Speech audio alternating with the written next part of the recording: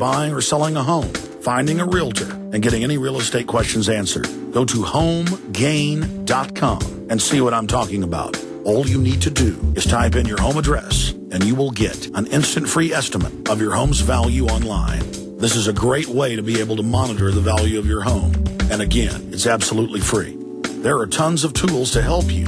For instance, if you want to remodel your home, go to homegain.com. Use their home sale maximizer to help you determine which home improvements can most increase your home's value before you put it on the market. For 10 years, these folks have been helping home sellers and buyers. Visit their link at Infowars.com.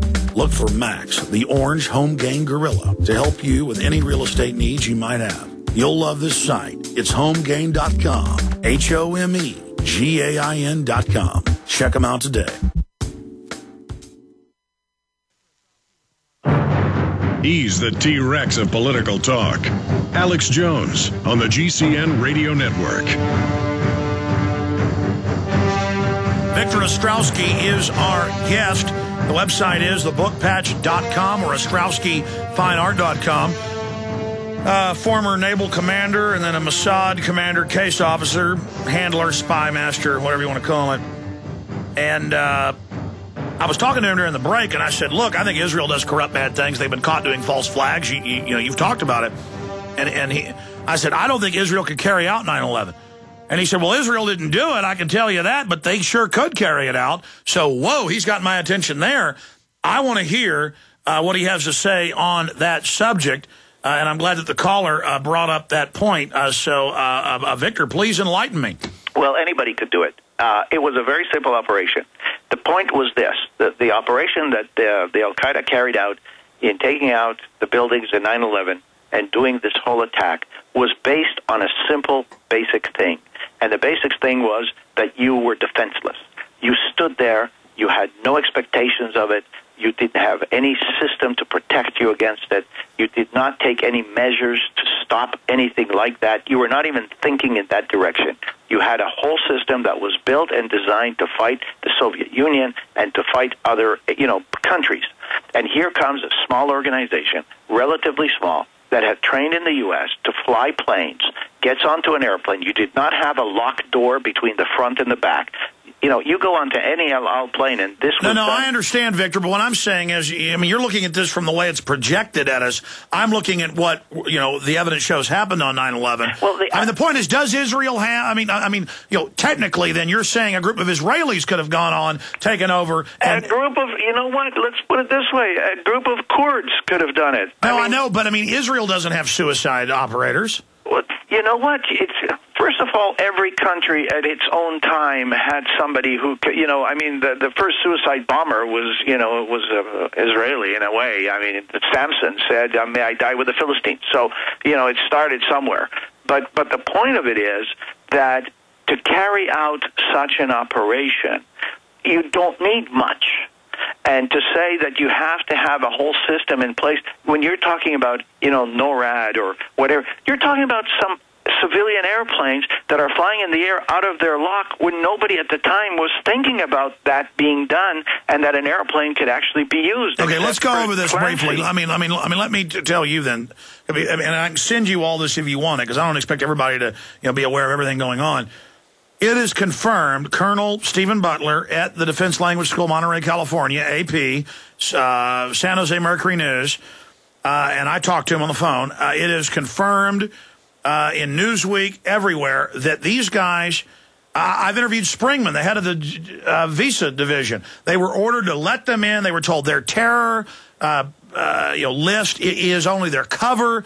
They work for us. The CIA was running a drill that day. They didn't have a terror list at the time.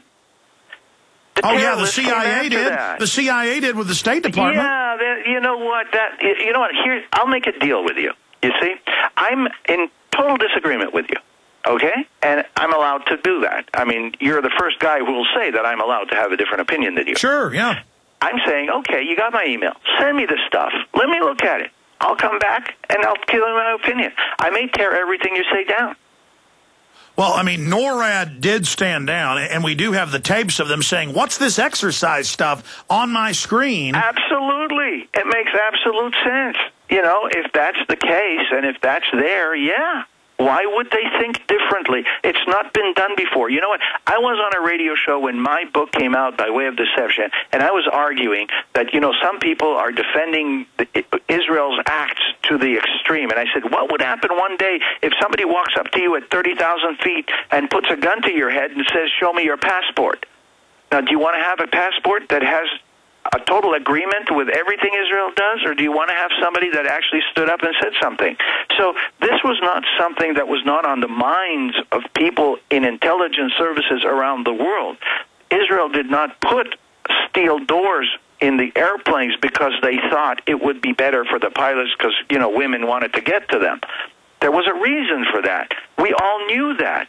America decided not to take action, not to protect itself, because it was too costly, because it would take too much money. Let me expand on that. I mean, they've got naked body scanners in to teach us how to submit. Now they do. Now they do. To teach us how to submit to tyranny. Look, the Gulf of Tonkin was staged. That's now declassified. I've got the Army training manuals for captains in Black Ops that have been leaked, which the government admits are real, where they teach our Army captains how to stage terror attacks.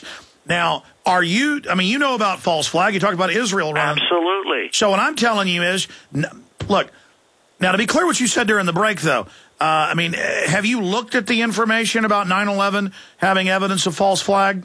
No. Are you aware that there are police and firemen saying, get back, they're blowing up Building 7, and that BBC reported Building 7 had fallen 25 minutes before it fell? No. No, I'm telling you right now, no, I don't. But you see, I've been brainwashed, or whatever you want to call it, but I don't believe that the American government, I don't believe that the Israeli government, I don't believe that. No, I think it's rogue networks within the government structures working together. Cheney. What would be the point? No. All right, PNAC, Project for New American Century, September 20th, 2000, said, minus a huge Pearl Harbor catalyzing event, we're not going to be able to launch our Pax Americana world government. We need a giant staged terror attack. We need a terror attack. You know where all this has a problem? Where I find a problem with the American government supposedly trying to take over everything? If we did, we wouldn't be in such a big debt to China. I mean, look at the situation we're in today. The situation is not of a world leader. The situation we're in today, is as a nation almost at its knees economically to a world that it gave open access to everything it has. If you think there's a problem here, I'll tell you what I think the problem here. I think the problem here is that we have no tariffs. I think that anybody can come to this country, sell whatever they want at whatever price they want, and we cannot. No, I agree, but that's globalization. The globalists used America to build its empire. Now they've set us up as the boogeyman, and they're going to basically chop us down like wheat in the autumn. Victor Ostrovsky, I really appreciate you joining us. And the website is thebookpatch.com. Two interesting, informative books, critically acclaimed, on the inside of the Mossad and the Israeli government. I look forward to having you back in the near future, and we appreciate your insight on the situation with the flotilla. And as that unfolds, you may be back with us next week for a brief interview if you can, okay? Anytime you want. Victor, thanks a lot. It's been a pleasure. Thank you. Thanks a lot. Interesting having him on. So we've had people on that believe Israel's the source of all evil. We've had people on who basically love Israel and think it can't do much wrong. We've had people on kind of in the middle of the road like Victor. So we're trying to give a wide view to this as I try to decipher what's going on here for myself. Like I've always said, I can't tell right away what's going on. But give me time, I can tell you. Just like day one, I said, look staged with the underwear bomber on Christmas. And within a month, we knew the State Department was ordered to let him on and protected him, and that was staged. And I'm not sure yet, but I'm getting more and more there that BP was a stage deal to pass carbon taxes. And now we find out that the stock was dumped by Goldman Sachs 2 days before at a record low. I mean, I know how this system works, and I think even intelligent people like Victor, they look at it in a two-dimensional way, but I'm looking at it in not even a three-dimensional or four-dimensional, but a fifth-dimensional, all these different angles and compartments and, dimensions to it, to really get that full spectrum analysis. That's how we're able to predict things so accurately here on the show. But it's mind-boggling. Look, I'm going to go to your calls in a bunch of news, but I wanted to bring Ted Anderson up. He hadn't been on in a while, and gold has been way up in the last week. Record levels in Europe, record levels here. Premiums on gold coin surge.